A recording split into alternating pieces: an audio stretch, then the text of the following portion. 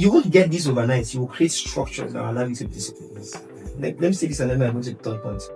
One of the beautiful things about working 9 to 5, right? Yeah. Is not just in the fact that it gives you a steady income. In fact, I believe that there are many people who would earn more than they're earning in their 9 to 5 jobs if they had a small business they were doing on their own, or if they were investors, or if they had their own startups. I believe so. The advantage of 9 to 5 over the random entrepreneur listening to me is that 9 to 5 gives you structures for discipline. Because it gives you regular wake up time. Exactly. Yes. There's a regular time to wake up. There's a time to turn up to the office. You know, if you turn up 10 minutes later, there's a subtraction from your salary. But there's someone who starts a small business who goes to the business by 11 o'clock. Because nobody. So he's competing with the guy. So imagine if you go to work by 11 and you close the shop by 4 and you earn more than the guy who goes to work by 9 to 5. Imagine what will happen to you if you went to work by 9 to 5. Now, you are in the working place. What do you do? Because when you're working, for me, there are workplace rules.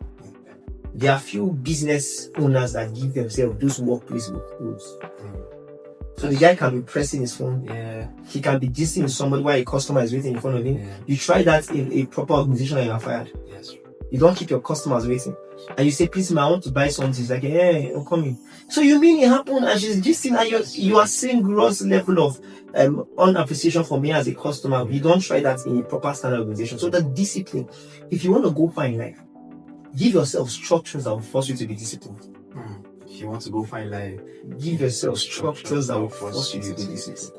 Yes. Things like setting a time to wake up. Don't wake up randomly. Set a time to sleep. Don't sleep when you are tired. Set a time to sleep. Whether I am tired or not, at this time I'm going to sleep. Wow. At this time I'm going to wake up. When So, I'm tired. yes, whether I'm tired or not, I'm going to sleep now. If I'm sleeping by 10 o'clock, even if I have much energy, I'm sleeping by 10. What if I have more movies to watch and I feel like I still have strength? Sleep by 10. What if I'm too tired? Wake up by 3.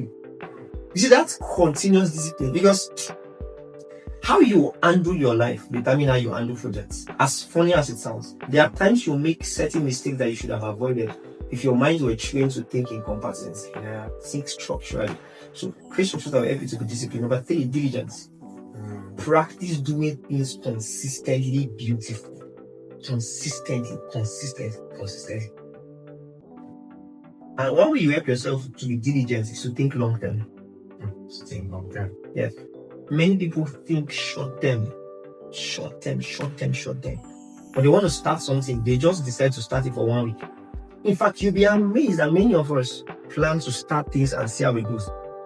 I'm not one who likes seeing as it goes. I don't see as it goes.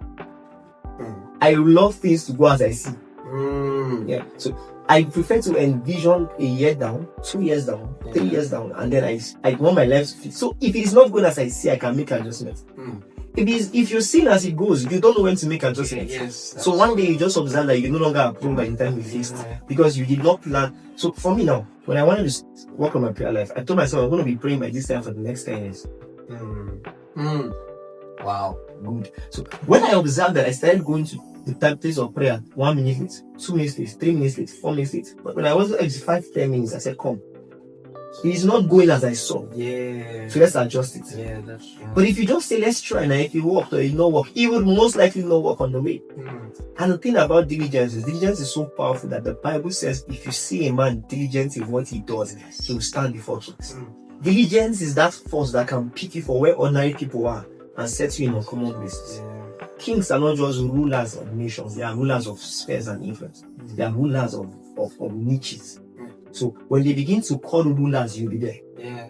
And you are standing. To stand when kings are seated, it's most likely you are speaking.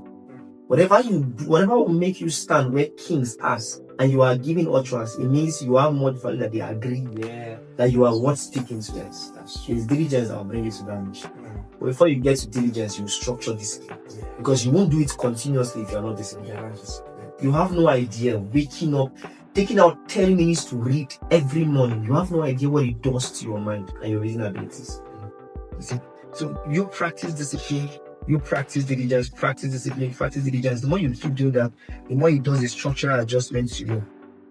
The fourth for me will be honest. Unexpected, but it's true. Honest. If you're honest, people will accept you. If you're honest, people can trust. You really hear this point as a principle for success. But it's a principle for success. If you're honest with yourself, you can be helped. Mm. People are helped, but not reach out for help because they're not honest enough. Mm. I've seen people who are bad at what they do, and you attempt to help them, and they're telling you, it's not like I cannot do what you're doing. No. But really, we know you can't do what you're doing. But because they have not been honest enough to admit that they are in the fault when they should be helped, they cannot receive help. Wow. So be honest. Alright. And then fifth, you need willingness to learn and improve. And that's why you need to be honest. Yeah. Because when you're honest enough to admit and you're not there, it's fine to say I don't think I can deliver the best, but I can do the best of my efforts. Should I make an attempt? You see, when you know how much you've gone, that's why I say track your growth. When you know how far you've gone, you can be open enough to receive more information, to receive more improvements. And the last will be courage. Being bold, taking bold steps. This is the part many believers need to hear. Step out. Face the lion. Face Goliath. The best that happens to you is that you fail. And you start again. As long as you are alive, you have the chance to go again. So you have to be courageous. Be courageous.